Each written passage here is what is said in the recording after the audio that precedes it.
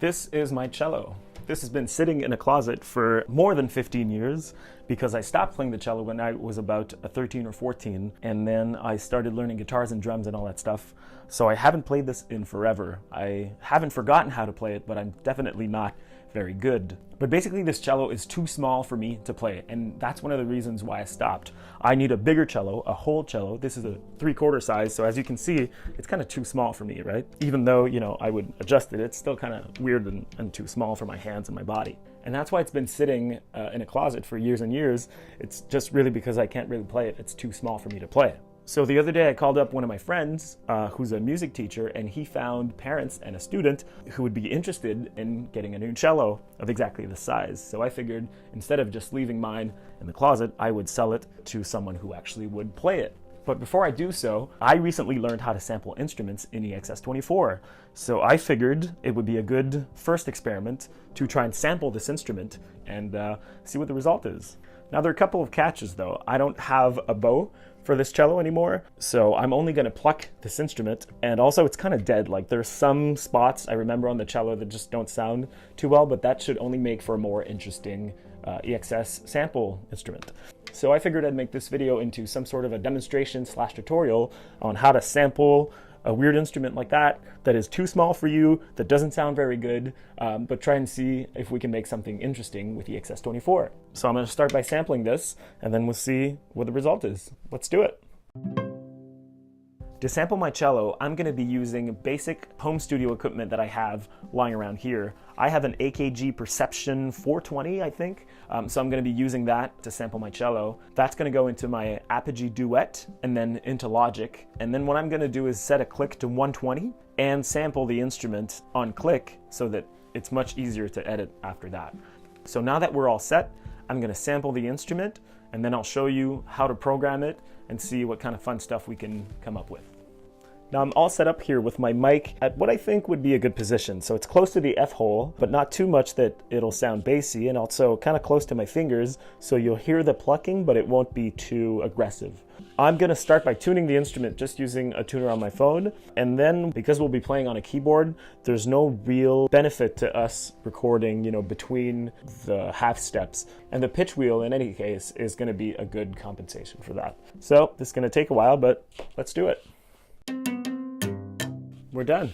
I've noticed this string is completely dead, like some of the notes just don't ring at all, but should only make for a more interesting instrument. There is something kind of therapeutic about just sitting down and just going,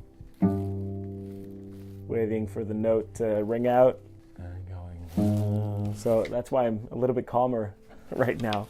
So what I ended up doing is just going really soft, like a piano, sort of a mezzo, a more forte, and then I did kind of a pull on it like that. So those are going to be our 4 velocities that we program into EXS24. So let's go to my computer and we'll see the next steps from this point. So I'm going to do a lot of cutting. I'm going to cut all the individual notes and then start identifying them, and I'll show you what that looks like. Now that we're in the mezzo forte section, it's actually a whole lot easier to edit. I don't have to listen so carefully. If you have a look at the screen, we actually can just look at the waveform themselves and make sure to have this button activated. This is the zoom waveform button, and at this point you can just really go and click on the bar right here and cut everything. I'm still going to listen to everything because I played some of the notes twice, but it's a lot easier to edit at this point. So let's keep going. Now that we've done that, I'm going to select all of the tracks by hitting Command A, and I'm just going to remove a little bit off of all of them. There we go. Just a little bit. I'm going to go here in the middle and select my fade tool, and if I select everything and hit Command, I can put a fade on all of them, just like that. And now you see that all the files have just a bit of a fade to them. Alright, the next step will be to individually name all of these files. So what I'm going to do is I'm going to click this button right here called the List Editor, and basically I'm going to rename all of these files to exactly the note that I played. So for example, this guy here, I'm going to call it piano, C1. Make sure when you name these guys, if you copy paste or anything like that, don't just paste and then move on to the other one. It won't name the file. If I copy this part here to save some time and go here and call it F1, if I just click on the next one, it might name it here, but I swear, once you export them, that name will not appear. Make sure to, it's just a little logic bug. If you go, PF piano F1, hit return, that names the file for sure, and then you keep going, paste, etc., etc. So I'm going to do that for all the notes, and then we'll actually import the files in EXS24.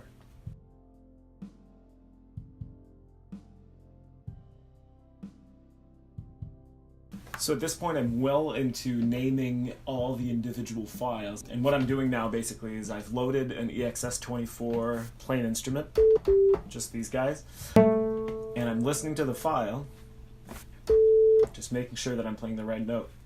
And going like this. This will be A sharp 2. And then just copy paste. This will probably be B, yep. And that is C3. Oops, sorry. Paste C3. Not exactly on key, but And I've just been going like this. So that's C sharp, paste C sharp 3. That's D, oh, that's painful. D3, D sharp, 3. Make sure to name the notes with the sharp and not with the flat notes, because you can't really do that on a keyboard, and the EXS24 will recognize all these sharp notes that you've done. So I'm going to finish that and then we'll show you the rest. So that took about half an hour maybe to name all these individual files. So at this point what we need to do is select all these files, export them as individual WAV files, and then put them into EXS to create our instrument. So we're going to go ahead and select everything by clicking select all, and then we're going to go to file, export 132 regions as audio files. And then I'm going to save those on an external hard drive where all my other sound libraries are. And I'm not going to add anything else here other than the region names, so PF Cello, C1, and on. So we'll click export, let it do its thing. Alright, now let's open, I already have an instance of EXS24 here, and let's go ahead and open it, click edit. We're going to go into zone and load multiple samples. We're going to go to our file, our folder, and add everything. Once we click done, we'll be prompted with this window. So what we're going to do is auto map. Because we've named all these individual notes, Logic should do a fairly good job at auto mapping our keyboard. And there we go. So now what we need to do is create the velocity groups and then assign velocities to those notes. So I'm going to go ahead and go to ungrouped. I'm going to start by I'm going to delete this group actually. It's going to be a lot easier. I'm going to go to all groups, ungrouped, and then select all the pianos. And then just drag in here, call this piano. And then I'm going to go back to ungrouped.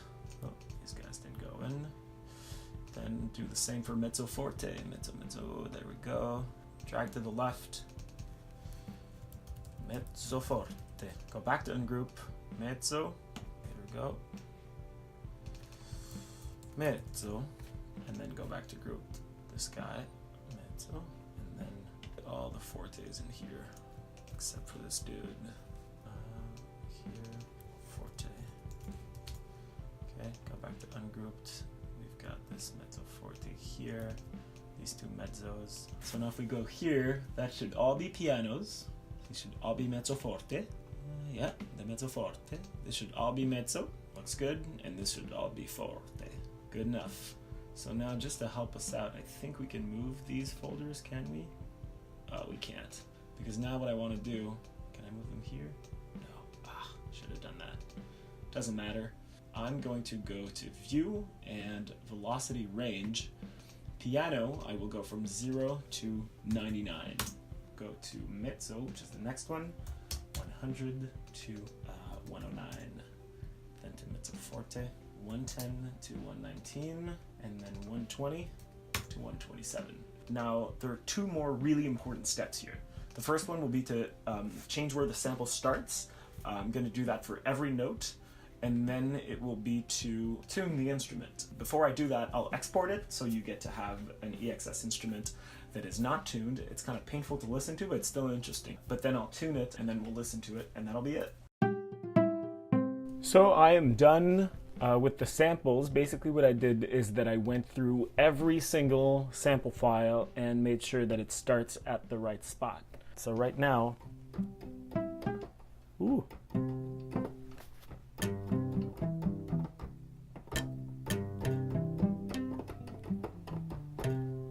One thing I wish I had done is record it at a higher level.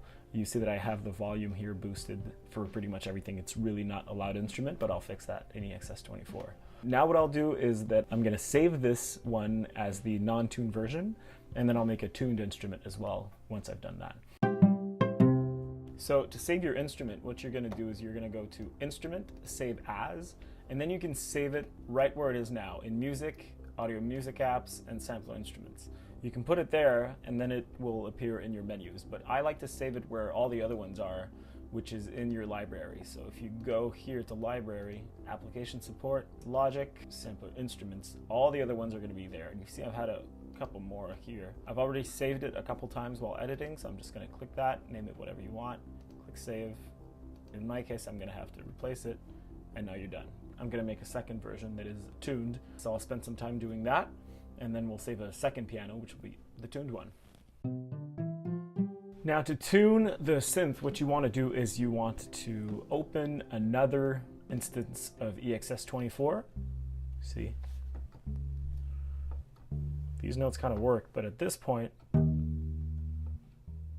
see? I can already see that there's a problem with that note. And really when you get high up, look at that. So I'm almost done tuning the whole instrument. What I found, in order not to play other velocities while I'm trying to tune, basically I went to groups here and I zeroed out all the velocity ranges, and the only one that I want to hear that I'm tuning, I just put 0 to 127. So whatever velocity I play here, that's the only group that's going to play. So for example, now I'm up to tuning forte. Whatever I do, I'm going to hear that loud forte. So I'm going to keep tuning those. And then we'll make some other fine adjustments and we'll be pretty much done. Okay, so I'm completely done tuning at this point. I've also taken the time to readjust some of the velocities. So the way that I have it configured now is that when you're playing, you're most likely going to trigger the mezzo. And then if you play just a little bit harder,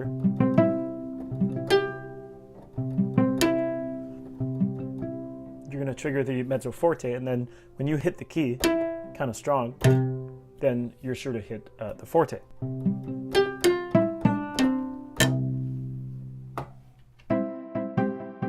Let's see, let's save this guy first. Save. All right, let's put a bit of reverb on this bad boy. Let's also try to put a stereo spread on it. Just see how it sounds.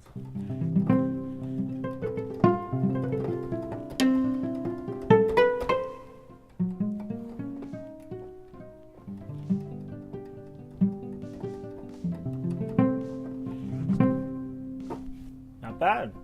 I wish it were a little bit louder, but I guess you can crank it up. We could probably put a compressor on it.